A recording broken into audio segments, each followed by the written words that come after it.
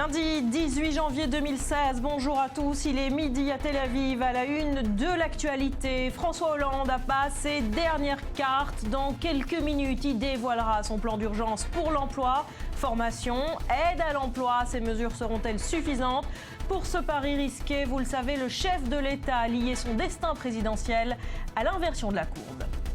En Israël, l'actualité, c'est ce terrible attentat. Une femme enceinte a été grièvement blessée ce matin. Hier, c'est une mère de famille qui a été poignardée à mort par un Palestinien dans sa maison et devant ses enfants. Et face à cette vague terroriste qui ne faiblit pas, eh bien Israël monte au créneau contre Facebook. En s'alliant avec d'autres pays, Israël veut obtenir une législation internationale contre l'incitation à la violence sur les réseaux sociaux. Dans l'actualité de ce lundi également, ce scandale qui ébranle le tennis mondial, des matchs truqués à Wimbledon mais aussi à Roland-Garros. 70 joueurs sont concernés, dont certains parmi les 50 meilleurs du monde. Enfin, l'histoire du jour, nous irons à Ceglia, cet étonnant village italien où mourir est désormais interdit. Restez avec nous, on vous dit pourquoi, ce sera dans un peu plus d'une heure.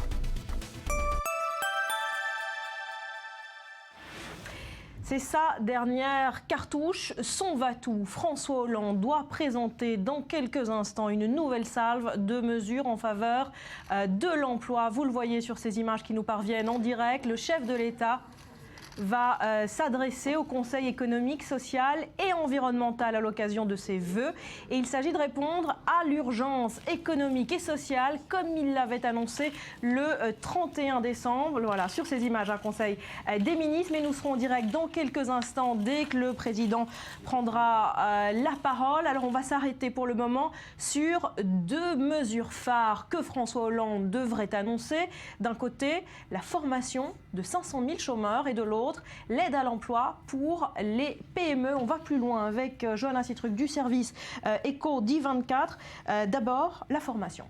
Oui, effectivement, donc pour inverser cette courbe du chômage, il va miser a priori sur la formation, l'apprentissage afin d'adapter les compétences des travailleurs aux besoins des entreprises. Concrètement, il y aura donc 500 000 formations supplémentaires destinées aux chômeurs. Selon les dernières données de Pôle emploi, plus de la moitié des chômeurs qui suivent ce type de formation retrouvent un travail en 6 mois maximum. Par ailleurs, des mesures vont être mises en place pour rebooster l'apprentissage qui est un moyen donc assez doux de s'insérer sur le marché de l'emploi. Alors du côté des entreprises, cette fois François Hollande veut là aussi donner un coup de pouce pour favoriser l'embauche. Effectivement, la question qu'on peut se poser, c'est à quoi bon former toutes ces personnes si finalement les sociétés n'ont pas assez d'argent pour embaucher. Il ne suffit pas d'améliorer l'offre de travail, il faut aussi agir sur la demande de travail, donc sur les entreprises. Pour cela, François Hollande va proposer a priori des aides financières pour aider les PME, les petites et moyennes entreprises à embaucher a priori entre 1 000 et 2 000 euros par recrutement pour les salariés qui sont rémunérés au maximum 1,3 fois le SMIC. Voilà, alors des mesures coriaces qui ont un coût, ça coûte extrêmement cher, Johanna, il va falloir casser la tirelire. Oui, l'ensemble du plan d'urgence devrait coûter 2 milliards d'euros, c'est en tout cas ce qu'a laissé entendre la semaine dernière le ministre des Finances Michel Sapin chez nos confrères d'Europe 1. Ça paraît beaucoup, mais finalement, c'est pas grand-chose lorsqu'on sait que chaque année, entre les entreprises, l'État, les régions et Pôle emploi, 32 milliards d'euros sont dépensés pour former à la fois des chômeurs et des apprentis. 32 milliards d'euros, ça représente quasiment 1,7% du PIB français. Voilà, des mesures que François Hollande doit donc annoncer d'un instant à l'autre. Johanna, est-ce que tout cela va suffire ?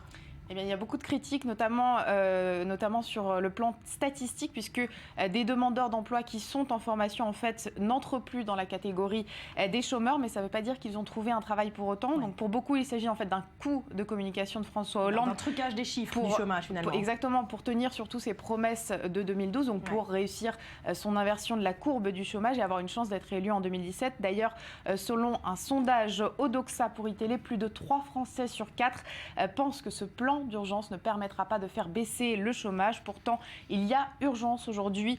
Le chômage touche plus de 10% de la population active et surtout le nombre de chômeurs de longue durée a augmenté. Ils sont près de 800 000 de plus depuis l'élection de François Hollande. Voilà pour ces mesures attendues. Est-ce que l'on pouvait en dire? Merci Johanna pour ces précisions. On attend donc les déclarations, les annonces de François Hollande qui devrait donc prendre la parole d'un instant à l'autre. Et vous le savez, le chef de l'État n'a plus qu'un an pour inverser cette fameuse courbe du chômage. Mais pour l'heure, son bilan en matière de création d'emplois est plutôt catastrophique. Chaque mois, les chiffres du chômage restent dans le rouge. Depuis son entrée en fonction, eh bien, la France compte 650 000 chômeurs de plus. État des lieux, signé Gabriel Nolin. Une courbe qui ne veut pas s'inverser. Depuis mai 2012, il y a plus de 630 000 nouveaux demandeurs d'emploi, soit un total de 3,81 millions de chômeurs en France. Selon les statistiques publiées le 24 septembre par Pôle emploi, le nombre de demandeurs d'emploi sans aucune activité en catégorie A a augmenté de 4,6% en un an. Si le chômage a connu une légère baisse cet été, selon l'INSEE, le dernier trimestre de 2015 s'est conclu sur une hausse de 0,2 points. En effet, sur cette période, le taux de chômage de 10,6%. Un échec par rapport à ses promesses de campagne. Il avait fait de la création d'emplois son objectif numéro 1. Un engagement qu'il est même lié à sa nouvelle candidature en 2017. La volonté, c'est de vouloir faire baisser le chômage. Et je l'ai dit moi-même. Si je n'y parvenais pas à la fin de mon mandat, je pensais que j'irais devant les Français en leur disant voilà, je n'y suis pas arrivé pendant 5 ans, mais je vous promets, les 5 prochaines années, je vais y parvenir. Ça ne marche pas comme ça. Et les Français seraient implacables et ils auraient raison. Mais inverser la courbe du chômage pour 2016 semble possible. Cet objectif peut être atteint selon l'OFCE grâce à une amélioration globale de la conjoncture économique. La baisse de l'euro et du prix du pétrole devrait en effet booster les exportations et améliorer le pouvoir d'achat des ménages en 2016. En attendant, le compte à rebours est lancé. Il reste un an au président de la République pour renverser les chiffres du chômage.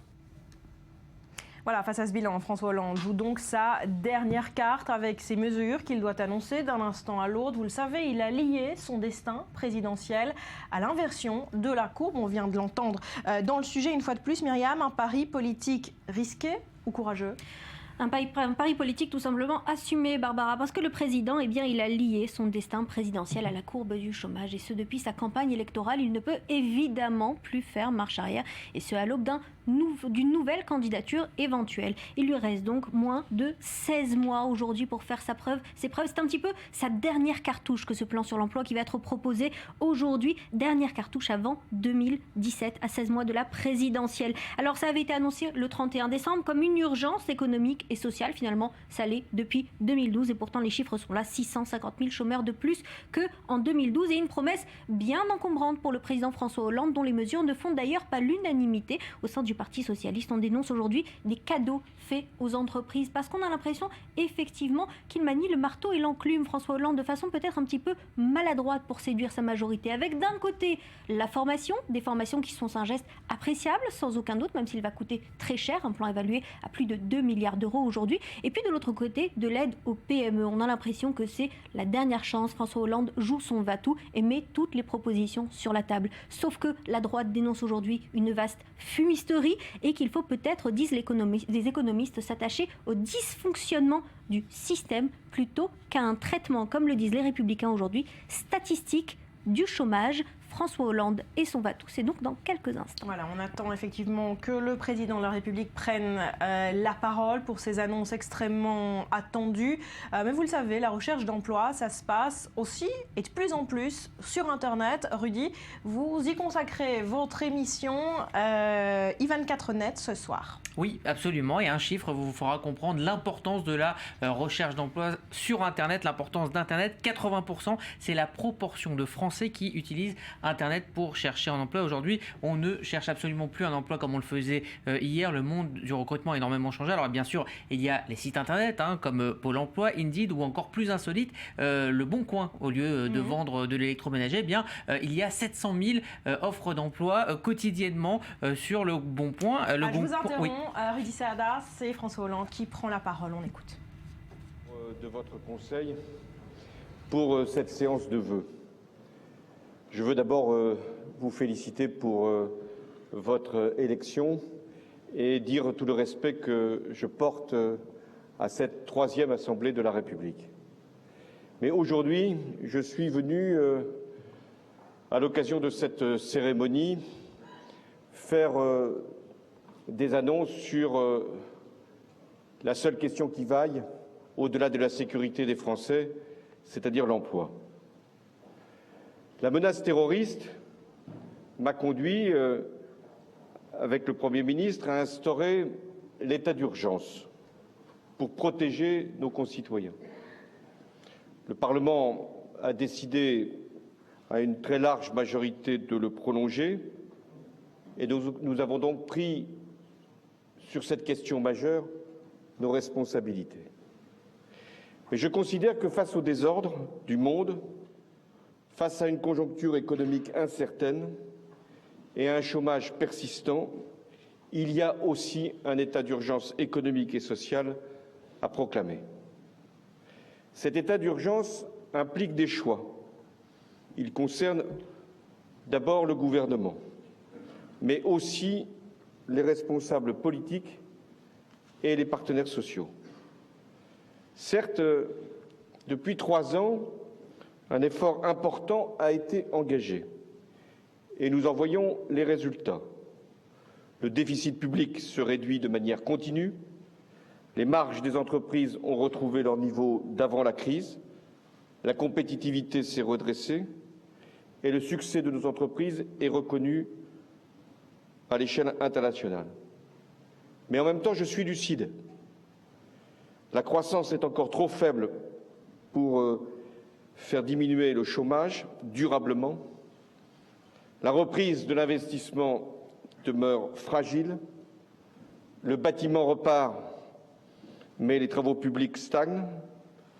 Enfin, le pouvoir d'achat progresse, mais la consommation n'est pas encore assez vigoureuse. Alors, tirons-en les conclusions. Nous devons agir. Agir pour que la croissance soit plus robuste et pour que les créations d'emplois soient plus abondantes. Mais il y a une autre raison qui me conduit à amplifier le mouvement de réforme. Le monde change à une vitesse vertigineuse et nous sommes au cœur d'une gigantesque mutation dont nous devons mesurer toute l'ampleur. De nouvelles puissances économiques émergent. En quelques années, des entreprises ont acquis une taille mondiale. Le numérique bouleverse les modèles productifs.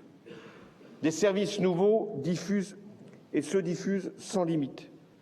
Des secteurs entiers d'activité sont bouleversés par ce qu'on appelle l'économie collaborative. Et la lutte contre le changement climatique va profondément modifier les décisions d'investissement des entreprises comme des ménages. Là encore, nous devons en tirer toutes les conséquences si nous voulons que notre pays garde son rang et prenne toute sa place dans cette nouvelle étape de la mondialisation. La première conséquence, c'est que l'innovation est la clé de tout. Et elle concerne tous les domaines, l'agriculture, la santé, les transports, l'énergie. Aussi, l'effort de recherche est essentiel. Et je confirme ici que le crédit impôt recherche sera pérennisé dans ses formes actuelles et que la recherche publique sera également dotée de nouveaux moyens pour garder nos talents et en attirer d'autres venant de l'extérieur. La seconde conclusion, c'est que la France doit accroître par la formation, l'éducation, le niveau de qualification des salariés, quel que soit leur âge. C'est une condition essentielle pour que le plus grand nombre puisse bénéficier des opportunités portées par les nouvelles technologies et pour que les jeunes soient orientés vers les métiers de demain. Parallèlement, nous devons préparer notre pays aux changements provoqués par la transition énergétique. Des financements nouveaux doivent être dégagés et c'est le mandat que j'ai confié à la Caisse des dépôts et des consignations et des investissements importants seront lancés dès cette année. Enfin, avec la révolution digitale, surgissent des formes nouvelles d'emploi et d'activité qui, c'est vrai, entrent mal dans les cadres anciens et peuvent accentuer encore la dualité du marché du travail. Ces évolutions avivent donc la contradiction entre la dynamique économique qui requiert plus d'agilité et la cohésion sociale qui appelle plus de sécurité. Voilà notre défi. Il s'agit de redéfinir notre modèle économique et social.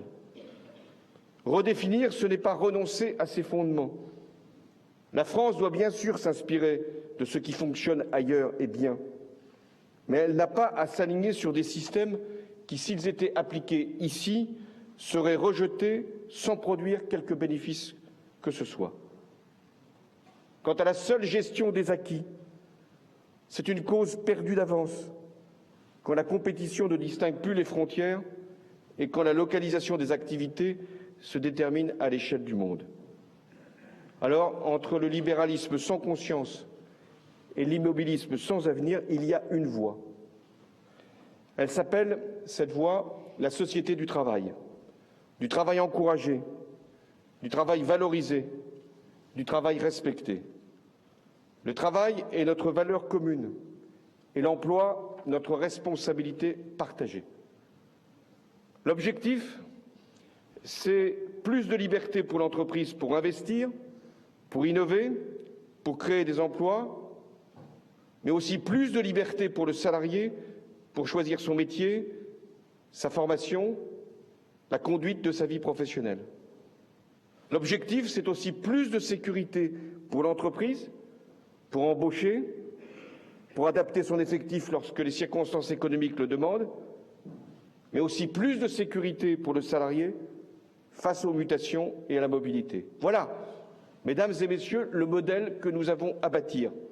La liberté et la sécurité pour tous, employeurs comme salariés. La méthode, c'est le dialogue social.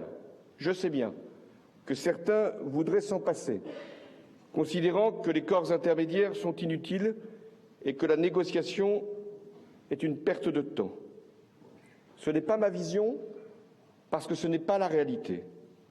Et je suis convaincu que le compromis n'abaisse pas l'ambition, ne réduit pas l'ampleur des réformes et ne dévalue pas les partenaires qui l'ont élaboré. Le modèle français, cette voie nouvelle, doit reposer sur 3 piliers. Le premier, c'est la compétitivité des entreprises. Le pacte de responsabilité et de solidarité représente un effort important pour nos finances publiques, 40 milliards d'euros. Il a produit des résultats significatifs, mais encore insuffisants. Le coût du travail dans l'industrie est désormais inférieur à celui de nos voisins allemands. Je l'ai dit, les marges d'autofinancement des entreprises se sont redressées, permettant des investissements. Et le rythme des créations d'emplois a repris et les salariés ont pu disposer d'un pouvoir d'achat supplémentaire.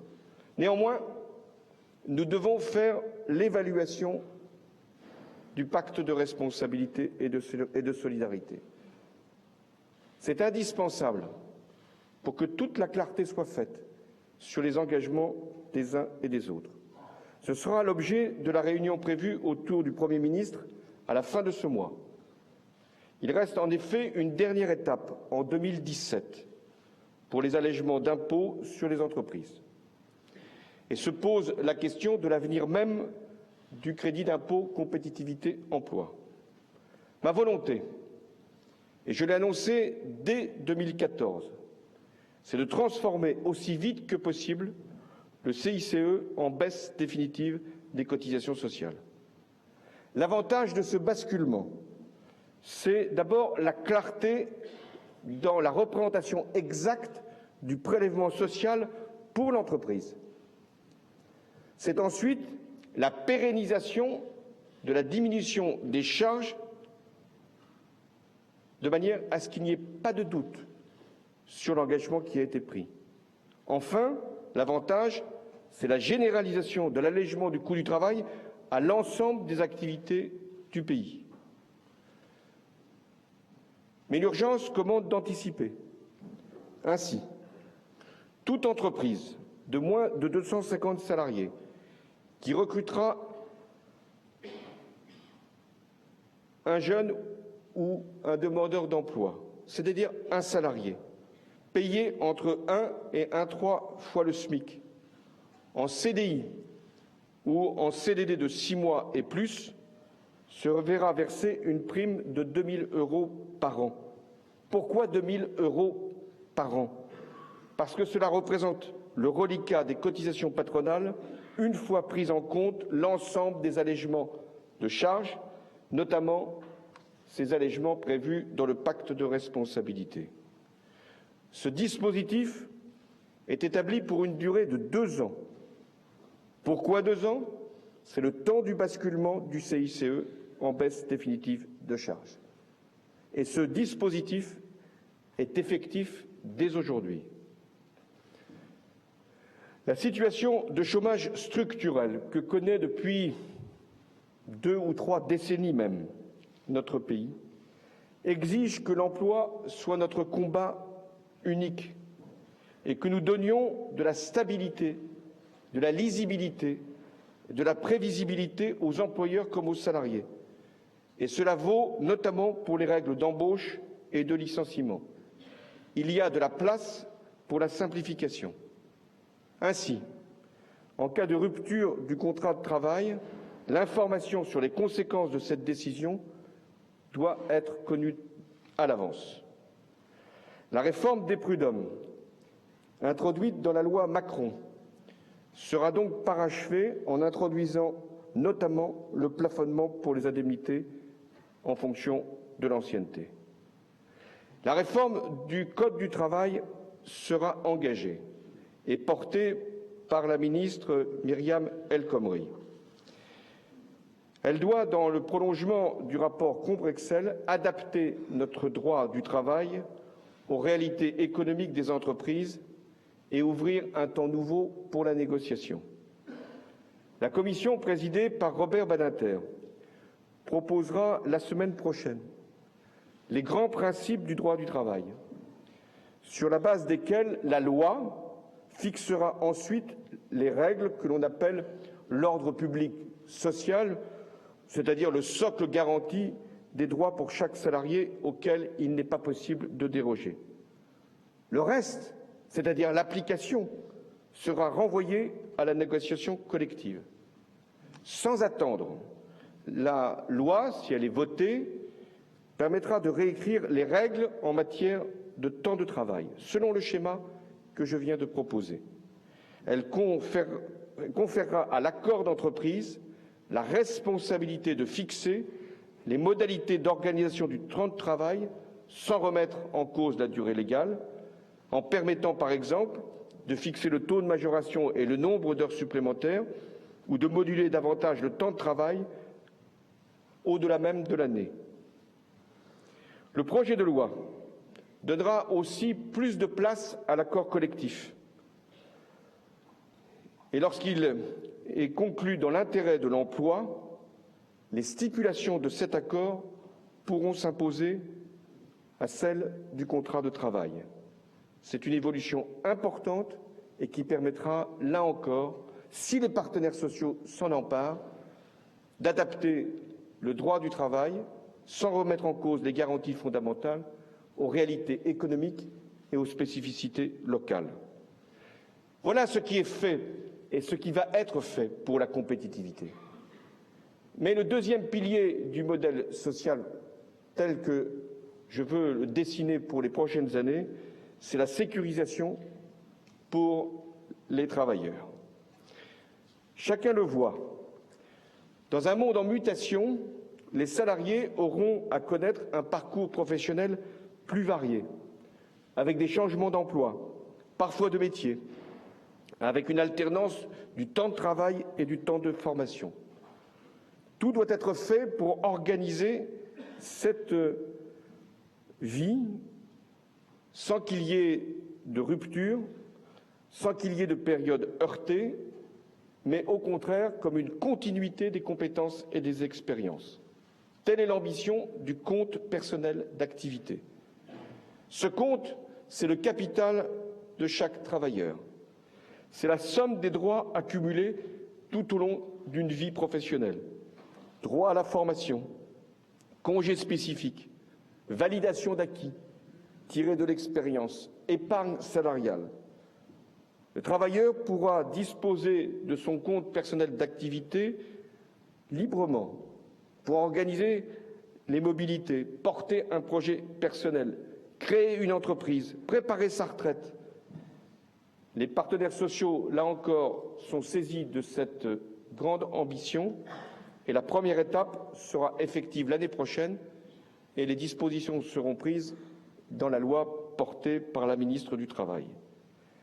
La sécurisation des travailleurs exige aussi que notre modèle social soit rendu intelligible pour tous, pour le salarié, mais aussi pour le chef d'entreprise, l'artisan, le créateur. Et c'est pourquoi le projet de portail universel des droits sociaux permettra l'accès de chacun à cette information.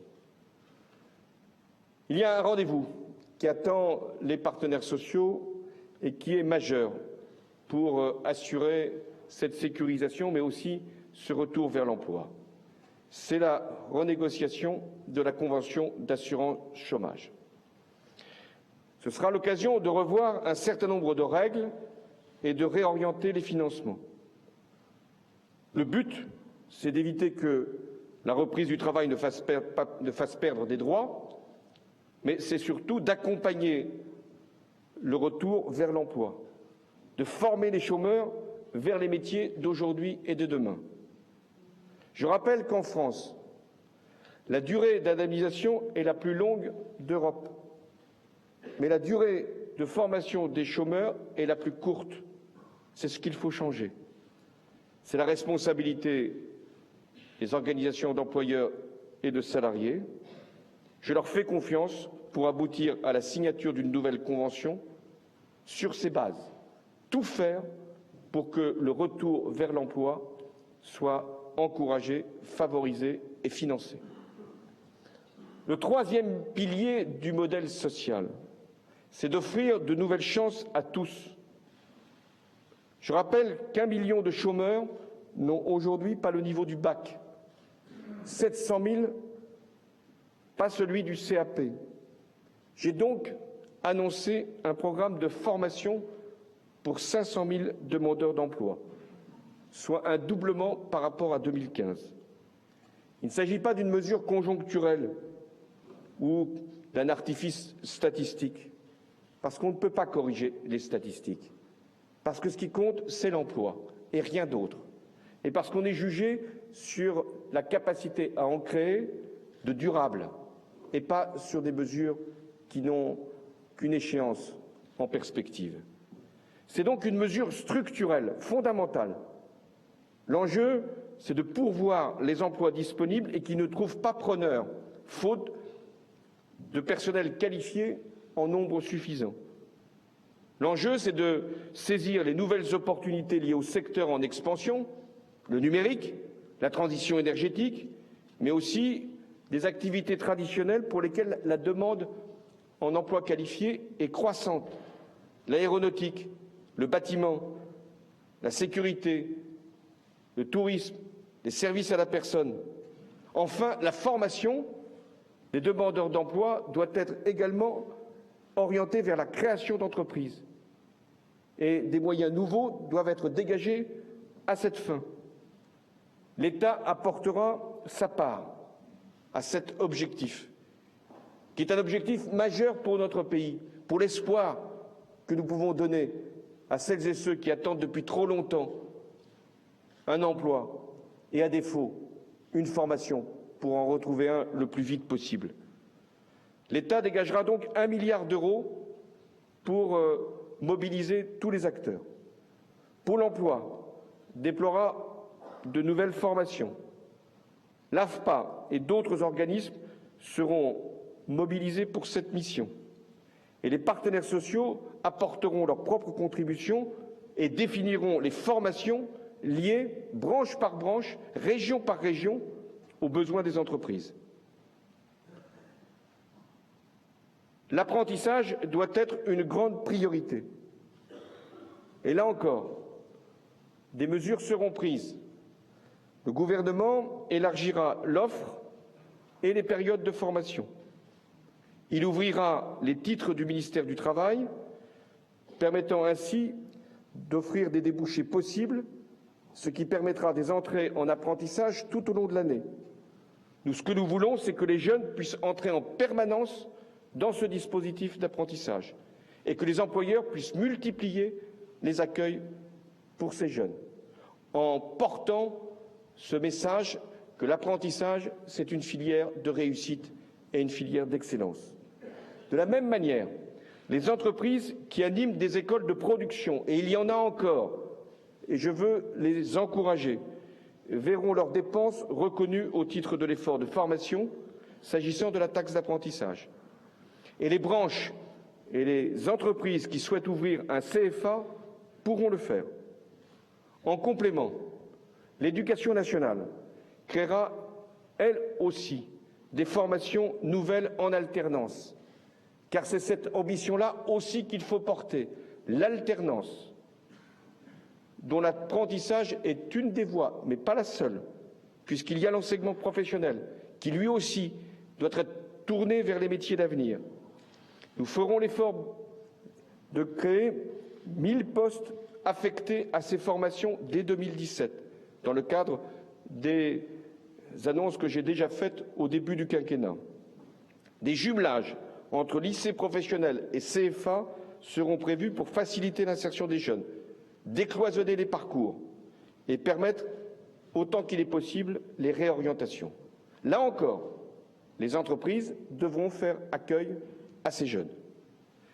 Enfin, il y a le contrat de professionnalisation qui va donc au-delà des jeunes et peut concerner les demandeurs d'emploi. Je veux que nous puissions en proposer davantage qu'aujourd'hui aux chômeurs. L'objectif pourrait être 50 000 bénéficiaires au lieu de 8 000 aujourd'hui. Et pour y parvenir, l'État apportera un soutien financier sur le modèle des emplois aidés. Là encore, j'attends que les entreprises, et pas simplement celles de l'économie sociale et solidaire, s'engagent résolument dans cet accueil des demandeurs d'emploi sous forme de contrat de professionnalisation, et notamment ceux qui sont au chômage depuis trop longtemps. L'État prend sa part, les partenaires sociaux sont, à travers les branches, responsables de la formation, mais ce sont les régions qui disposent de compétences importantes. Les exécutifs de ces grandes régions sont en place depuis le début de l'année. La formation professionnelle et l'apprentissage sont au cœur de leurs responsabilités, mais aussi de leurs engagements. Je sais que les présidents des régions souhaitent faire des propositions, voire expérimenter de nouveaux dispositifs. Les présidents s'en sont entretenus avec le Premier ministre. Le gouvernement y est donc prêt, c'est-à-dire à faciliter toutes les expérimentations possibles, et même à modifier la loi si c'est nécessaire pour étendre les compétences de ces grandes collectivités. Je sais aussi, en matière d'apprentissage, l'effort que font les régions et des propositions ont été faites pour améliorer le système de transport et de logement des apprentis. Nous serons également accompagner ce processus. Au début du mois de février, je réunirai avec le Premier ministre Manuel Valls les présidents de région, les acteurs sociaux, les préfets et le service public de l'emploi pour convenir des modalités pratiques de cette mobilisation 500 000 formations en 2016. Je souhaite que la première vague soit lancée le plus rapidement possible à la faveur des marchés déjà conclus. Dans chaque région seront recensés les besoins précis par bassin d'emploi. Un appel d'offres national sera lancé pour répondre à ceux qui ne seraient pas pris en compte. Un suivi mensuel du programme, dans une parfaite transparence, sera réalisé également au niveau national avec les partenaires sociaux et les régions. L'emploi, c'est le salariat, mais c'est aussi l'entrepreneuriat. Et là encore, de nouvelles chances doivent être données à tous. Pour beaucoup de jeunes, comme le dit le ministre Macron, il est plus facile de trouver un client que de trouver un employeur. Développer le travail indépendant et la création d'entreprises, ce n'est pas mettre en cause le travail salarié. C'est donner à celles et ceux qui ne trouvent pas de débouchés une voie supplémentaire d'entrer sur le marché du travail et de réussir leur vie. Les qualifications préalables exigées pour exercer de nombreux métiers sont nécessaires. Elles garantissent la santé et la sécurité du consommateur et du travailleur. Mais parfois, elles dépassent cet objectif et peuvent constituer des barrières, par exemple quand le diplôme exigé est sans lien avec les tâches effectuées ou lorsqu'une expérience ne peut pas valoir reconnaissance officielle ou qu'un stage préalable est requis pour installer un artisan qui peut tout de suite pourtant démarrer son activité. J'ai demandé donc au ministre de l'économie de revoir le système de qualification pour le rendre plus lisible et plus cohérent. Le but, c'est de permettre au plus grand nombre d'accéder au marché du travail et d'exercer concomitamment avec une formation qualifiante le métier qu'il a choisi. Toutes les formes d'entrepreneuriat doivent être encouragées et nous devons libérer dans notre pays la capacité de création. Elle est considérable. Et elle est particulièrement vive et dynamique dans les quartiers de nos villes, et notamment chez les jeunes, ceux que l'on pense toujours plus loin du marché du travail. Et peut-être parce qu'ils se sentent, hélas, discriminés, ont une envie encore plus forte de s'engager pour créer. Et nous devons, là aussi, leur donner cette chance. C'est même notre devoir. Aussi, il faudra faciliter encore toutes les créations d'entreprises. Tous les entrepreneurs, quel que soit leur statut, et les artisans bénéficieront de la simplicité d'un nouveau régime. Ils pourront d'autant plus facilement faire le choix qu'une option fiscale la plus appropriée à leur activité leur sera proposée, leur permettant d'aller vers le régime réel ou le régime du forfait. Ce qui compte, c'est la création. Ce qui doit être encouragé, c'est l'acte d'entreprendre. Et tout doit être facilité pour assurer la réussite. Pas simplement la création, mais le développement. Le régime du portage salarial sera assoupli pour permettre à chacun de proposer ses services à des entreprises ou à des particuliers sans néanmoins, tout de suite au moins, avoir à créer une entreprise. C'est ce mouvement qu'il faut faciliter. Pas simplement pour créer de l'emploi, mais pour créer de l'ambition, pour chercher sa voie autant qu'il est possible et pour accompagner tous ceux, et notamment les jeunes, qui veulent s'insérer dans l'économie de demain. Mesdames et messieurs, face à l'urgence économique et sociale, chacun est mis devant ses responsabilités. Je le suis parce que je me suis engagé. Mais ce qui compte, c'est d'aller regarder ce qui peut être créé dans notre pays au-delà même de quelque échéance électorale que ce soit. Ce qui compte, c'est de faire les réformes jusqu'au bout. Ce qui compte, c'est de faire les réformes qui sont attendues, et sans se poser d'autres questions que celles de leur efficacité, de leur utilité et de leur pertinence. Et sur cette ligne, j'irai jusqu'au bout. Et j'appelle donc chacun à en prendre sa part, non pas parce que je voudrais mutualiser, mais parce que dans la France telle que je la conçois, dans le modèle économique et social tel que je le définis aujourd'hui, ce n'est pas l'État seul qui peut réussir, c'est l'ensemble des acteurs politiques, les régions, les collectivités locales, économiques, l'entreprise, mais aussi les représentants des salariés, mais également les indépendants de toutes les professions. Les mesures que je viens de présenter représentent un effort budgétaire significatif, plus de 2 milliards d'euros, à la fois ce qui relève de la formation et ce qui est lié aux mesures pour l'embauche dès aujourd'hui. Ces 2 milliards d'euros seront financés sans prélèvement supplémentaire d'aucune sorte. En d'autres termes, seront financés par des économies. Les ministres des Finances et du Budget en sont notamment chargés. Mesdames et messieurs, nous n'avons pas tous les mêmes idées, ce serait d'ailleurs un problème, ni les mêmes convictions, même si j'y travaille, mais nous partageons un refus commun. Ce refus, c'est celui du repli, de la résignation, de la peur, de la fermeture. Et nous savons que ces tentations existent. Alors sur le terrain de l'emploi, nous avons en partage une même exigence: redonner confiance et espoir. C'est pourquoi je vous appelle, dans l'urgence, mais aussi dans la durée, à construire ce modèle économique et social pour demain.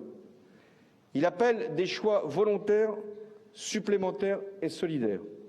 Volontaires, parce que pour l'emploi, l'engagement doit être total. Supplémentaire, car j'ajoute au rétablissement de la compétitivité des entreprises à travers le pacte de responsabilité un soutien aujourd'hui à la compétence des personnes par la formation professionnelle et la réforme du Code du travail. Ces choix doivent être solidaires, parce que patronat, syndicats, régions, organismes de formation, État, devons bâtir cette économie de partenaires, celle qui associe le plus grand nombre à l'effort, à la réussite et au partage. Voilà, mesdames et messieurs, quel était mon message pour les vœux de 2016. Dans un pays qui a été capable de relever des épreuves les plus terribles, celle du terrorisme, celle d'actes de guerre, ce pays qui fait face depuis trop longtemps à un chômage trop élevé doit désormais être capable de se réformer, de porter un modèle économique et social exigeant et de croire au progrès. Merci.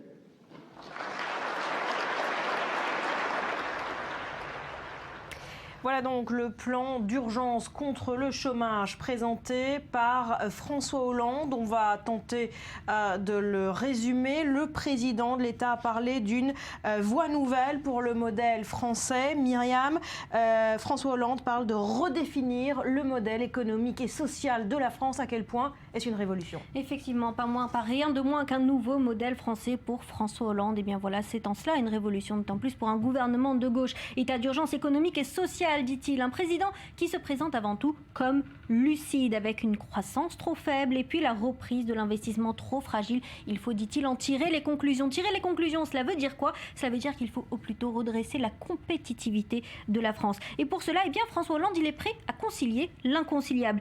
Agilité et cohésion sociale, veut-il, dit-il. Redéfinir le modèle économique et social de la France avec d'un côté plus de liberté pour l'entreprise, mais aussi, insiste-t-il, pour le salarié. Le tout, bien sûr, sans rien lâcher au dialogue social. Alors François Hollande le dit bien, un plan ambitieux. Ambitieux pourquoi? Parce qu'il veut diminuer le coût du travail. Ce n'est donc pas une mesure cosmétique, affirme-t-elle, et pour cela il met les moyens. Pour ne citer que 3 des propositions de ce plan, eh bien il y a en tête de liste la réforme du Code du travail qui est extrêmement attendue, la prime à l'embauche de 2 000 € par an pour les PME ou encore ce fameux milliard d'euros pour la formation de 500 000 chômeurs. Il faut, dit-il, rééquilibrer la durée d'indemnisation face à la durée donc de formation. Un plan ambitieux pour, dixit François Hollande, créer de l'ambition. François Hollande qui sera peut-être servi en l'occurrence par une conjoncture annoncée comme extrêmement favorable d'un point de vue économique pour 2016. Voilà pour ces mesures extrêmement attendues et annoncées donc il y a un instant par François Hollande. Merci Myriam. Alors on le disait, Rudy, juste avant que François Hollande prenne la parole, la recherche d'emploi, ça se passe de plus en plus sur Internet et vous y consacrez ce soir votre numéro i24net. Oui, ça sera le dossier de l'émission. 80% des Français cherchent et trouvent un emploi via Internet. Alors il y a évidemment les sites d'annonces, mais il y a aussi ces fameux réseaux sociaux professionnels comme LinkedIn, LinkedIn ou encore Viadeo. Alors on en parlera ce soir. Alors juste pour finir, après finalement une décennie de recrutement sur Internet, est-ce que ça a eu un impact positif sur l'emploi ? Si on regarde les chiffres du chômage, absolument pas. Mais cela dit, l'emploi sur Internet, ça permet de réduire ce qu'on appelle le chômage frictionnel. C'est-à-dire qu'il y a des offres d'emploi qui ne trouvent pas de personnes qualifiées. Et puis avec Internet, l'information circule plus rapidement. Mais dans le même temps, Internet a permis un phénomène un petit peu étrange. C'est que les gens qui sont en poste sont désormais en concurrence avec ceux qui cherchent un emploi, puisque les recruteurs sont intéressés plus par des gens en poste que par des gens qui sont en recherche. Et ça, c'est un des effets pervers. Donc on essaiera surtout de donner des conseils aux téléspectateurs ce soir et de décrypter ce qui est bon et moins bon dans cet emploi qui passe par Internet. Rendez-vous ce soir, i24net. Merci Rudy d'être passé nous voir. Il est 12h45 précisément à Tel Aviv. Vous êtes sur i24. C'est le journal, l'essentiel de l'actu avec vous, Elsa Mimoun.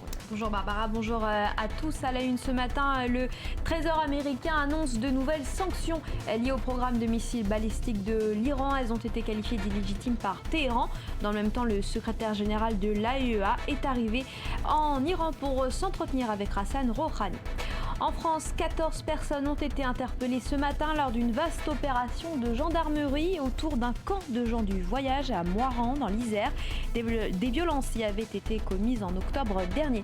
Et puis un parfum de scandale accompagne l'ouverture de l'Open d'Australie à Melbourne. Selon des informations de médias britanniques, 16 joueurs, dont des vainqueurs de Grand Chelem, sont soupçonnés d'avoir truqué des matchs lors de ces 10 dernières années.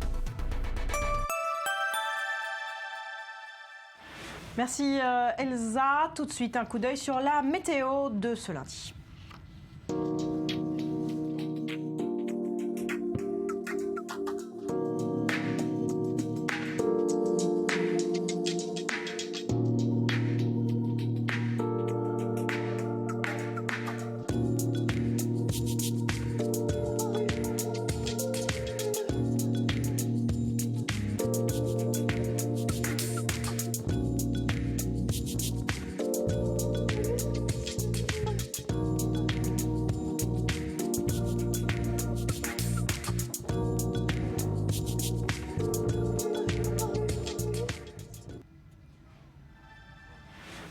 Vous êtes sur i24, c'est le journal en direct depuis Tel Aviv et l'autre grand titre du jour, c'est la vague d'attentats en Israël qui reprend de plus belle. Hier, une femme a été tuée et ce matin, vous le voyez sur ces images, nouvelle attaque au couteau dans la localité de Tkoa, toujours en Cisjordanie. C'est une femme enceinte qui a été grièvement blessée il y a un peu plus de 2 heures maintenant dans cette localité de Cisjordanie. Avec nous Mathias Inbar, que sait-on de plus de cette attaque? D'abord, dans quel état est la victime? Alors, elle est toujours entre les mains du service de traumatologie de l'hôpital Shaare Tzedek de Jérusalem, qui est désormais habitué, vous le savez Barbara, depuis plus de 100 jours maintenant que l'intifada des couteaux a commencé. Cela s'est passé exactement à la zone industrielle. Ça ne s'est pas passé à l'intérieur de l'implantation, mais bien dans la zone industrielle de Tekoa. C'est à l'extrême sud de Jérusalem. Ça jouxte quasiment le quartier de Har Homa à Jérusalem. Comment ça s'est passé? Un jeune Palestinien a attendu tout simplement sa proie. Il l'aurait été vu pendant de longues minutes en attendant que les clients du magasin dans lequel travaillait cette jeune femme de 30 ans qui est enceinte de 8 mois. Il a attendu patiemment, il a pris un couteau, l'a attaqué, l'a poignardé à plusieurs reprises dans les membres supérieurs de son corps. Lui a été neutralisé par balle, il est toujours dans un état grave. Elle est dans un état sérieux, tout simplement parce que pour l'instant on ne peut pas la rentrer dans le bloc opératoire parce que la vie de son bébé pourrait être mise en danger dans le cas échéant.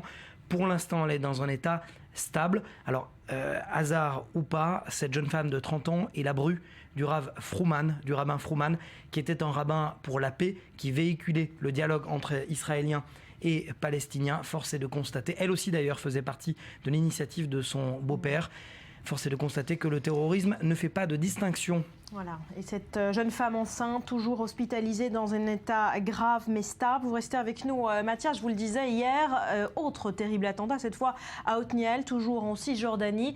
Et c'est une première dans cette vague terroriste. Un Palestinien est parvenu à s'introduire dans une habitation et tuer au poignard une mère de famille devant ses enfants. Daphné Meir, 38 ans, a été inhumée il y a quelques instants à Jérusalem. Sur place, la correspondance de Maël Benoliel. Oui, très forte émotion ici au cimetière de Givat Shaul à Jérusalem pour l'enterrement de Daphna Meir, cette mère de famille de 38 ans poignardée à mort sous les yeux de ses enfants dans sa maison d'Otniel hier en fin d'après-midi. Une bonne partie des habitants de cette localité située au sud de Hébron faisaient partie du cortège funéraire. Sur la route qui mène jusqu'au cimetière, ils étaient des centaines d'Israéliens à s'être rassemblés en différents points pour apporter leur soutien en agitant des drapeaux de l'État hébreu. Ici, au cimetière, ils sont encore plus nombreux à avoir fait le déplacement pour rendre un dernier hommage à cette infirmière de profession et partager la tristesse de la famille Meir. De son côté, le terroriste est toujours activement recherché. Il s'agirait d'un ouvrier palestinien qui travaillait dans la localité même d'Otniel. Il a pris la fuite vers les villages arabes voisins. Au cours de la nuit, Tsahal a procédé à l'arrestation de 27 Palestiniens suspectés de complicité de terrorisme. Il y a une petite heure maintenant, une nouvelle attaque au couteau a eu lieu à Tekoa, toujours dans cette région de Hébron. Une attaque dans laquelle une femme enceinte a été blessée. L'assaillant, quant à lui, a été abattu par les forces de sécurité israéliennes. Voilà, on va revenir sur le déroulé de ce drame hier dans cette maison à Otniel en images avec Julia Ganancia sur place et David Klezewski. Des dizaines de couteaux dans sa propre maison. Daphna Meir, 38 ans, s'est d'abord battue contre son agresseur, mais les secouristes arrivés sur place n'ont rien pu faire. Elle a succombé à ses blessures. Dans sa lutte avec le terroriste, la mère a réussi à éviter que les enfants soient touchés. L'une des filles a expliqué qu'elle avait été épargnée parce que l'assaillant n'avait pas réussi à sortir le couteau du corps de sa mère. L'attaque a eu lieu sous les yeux de ses 3 enfants. Le terroriste, un ouvrier palestinien qui travaillait ici à Otniel, une implantation située au sud de Hébron, est parvenu à prendre la fuite vers des localités arabes voisines. C'est une connaissance, je vis dans la maison à côté d'elle, une famille très chaleureuse, très douce. Ils ont eu 4 enfants et ont adopté en plus 2 petits garçons. Ils étaient généreux. Vous vivez dans un environnement où les rues prennent les noms de ceux qui tuent et ils les appellent des saints, des shahids, des martyrs. Nous savons que nous sommes du bon côté et nous devons être forts et déterminés. Nous n'avons pas d'autre choix. Nous devons éliminer toute politique qui accepte et encourage le terrorisme comme un outil. Les habitants de cette région, particulièrement touchés par la récente vague de violence, sont sommés de ne pas sortir de chez eux. Un périmètre de sécurité a été mis en place alors que de nombreuses forces israéliennes sont toujours à la recherche du terroriste. Plus tôt ce dimanche, toujours dans la région de Hébron, une attaque au couteau contre des soldats a été évitée. Une Palestinienne a été arrêtée alors qu'elle était sur le point de passer à l'acte. Un autre Palestinien a par ailleurs été abattu par les forces de sécurité. Il a tenté d'attaquer au couteau un groupe de soldats à l'entrée de la ville de Naplouse. Voilà, et le terroriste de cette terrible attaque est toujours en fuite. Mathias Inmar, comment se déroulent les opérations de recherche ? Alors d'abord, elles ont débuté hier soir par des fusées éclairantes dans le ciel, accompagnées d'hélicoptères et surtout des forces au sol. 2 forces principalement, des soldats de l'armée de terre tout simplement qui quadrillent et qui entourent les localités arabes avoisinant ces localités de ce village d'Otniel, mais également des unités d'élite de l'armée israélienne. On parle notamment de soldats déguisés qui toujours actuellement, à l'heure où on se parle, essaient de pénétrer à l'intérieur de ces villages arabes et essayent de fouiller. Voilà cette carte que vous voyez à l'écran, Otniel au centre, 4 villages arabes principalement, Kiribat, Karmé, Beit Amra, Sima et Raboud. Et selon vraisemblablement le Shabak, les services secrets intérieurs, le terroriste avait prévu son fait tout simplement parce qu'il se serait enfui à bord d'une voiture et en direction de ces 2 villages au-dessus, c'est-à-dire à l'est d'Otniel, au nord-est d'Otniel, Kiryat Karmé et Beit Amra. Ce sont 2 villages arabes qui sont aujourd'hui, Barbara, sous la main et sous le joug du Hamas. Voilà, le terroriste retranché et les forces de sécurité israéliennes toujours à sa recherche à l'heure où l'on parle. Et face à cette vague terroriste qui ne faiblit pas, Israël monte au créneau contre Facebook, en s'alliant avec d'autres pays. Israël souhaite obtenir et vite une législation internationale contre l'incitation à la violence sur les réseaux sociaux. Julien, vous nous en dites plus. Oui, je vais rebondir sur ce qu'a dit Mathias, à savoir que le terroriste avait prémédité son acte et c'est intéressant, vous allez voir pourquoi dans un instant. Retenez bien ce fait. Alors en fait, il y a une organisation internationale, israélienne qui veut réclamer de la part de Facebook qu'elle ferme, que la plateforme ferme les pages qui incitent à la haine contre les juifs et contre les Israéliens, qui appellent le terrorisme terrorisme, ce sont des pages palestiniennes, et c'est vrai qu'il y en a par centaines sur les réseaux sociaux. Et ils estiment qu'ils se sont tournés plusieurs reprises vers le réseau social. Facebook n'a jamais donné suite. Ils ont porté plainte contre Facebook au nom de 20 000 Israéliens, et aujourd'hui ils ont un nouveau projet. Le projet, tout simplement, Barbara, d'installer des panneaux publicitaires dans le quartier de Mark Zuckerberg en Californie pour le convaincre de changer d'avis et de supprimer ces pages. Mais pour faire cette campagne publicitaire, il faut de l'argent. Regardez, ils ont donc ouvert une page internet de financement participatif pour essayer d'avoir $30 000, pour essayer d'obtenir $30 000. Il y a un clip publicitaire pour obtenir cet argent. Regardez à quoi ça ressemble. כשטרוריסטים פלסטינים קראו לרצוח יהודים בפייסבוק לא ראו. כשעשרות אלפי ישראלים התלוננו, בפייסבוק לא ראו. כשטרוריסטים מוסלמים שיתפו מסרי הסתה בפייסבוק לפני שרצחו עשרות יהודים בישראל ומאות נוצרים בפריז, בסן ברנרדינו ובלונדון, בפייסבוק לא ראו. הפעם היחידה שצוקרברג כן התייחס לנושא הייתה בפוסט שכתב למען המוסלמים. אז עכשיו, כשצוקרברג סוף סוף פתח את העיניים, בואו נוודא שהוא כן יראה את ההסתה הפלסטינית בפייסבוק. בואו נציב בשכונה שלו בקליפורניה שלטי חוצות עם ההסתה, כדי שישים לב גם אלינו, היהודים. כאן אנחנו צריכים את ההתגייסות והתרומה שלכם. עזרו לנו לגייס $30,000, עלות שלטי החוצות ליד ביתו של צוקרברג. Voilà pour cette affaire, merci Julien, et on va se retrouver dans moins de 5 minutes. On continue de parcourir l'actualité de ce lundi, restez avec nous.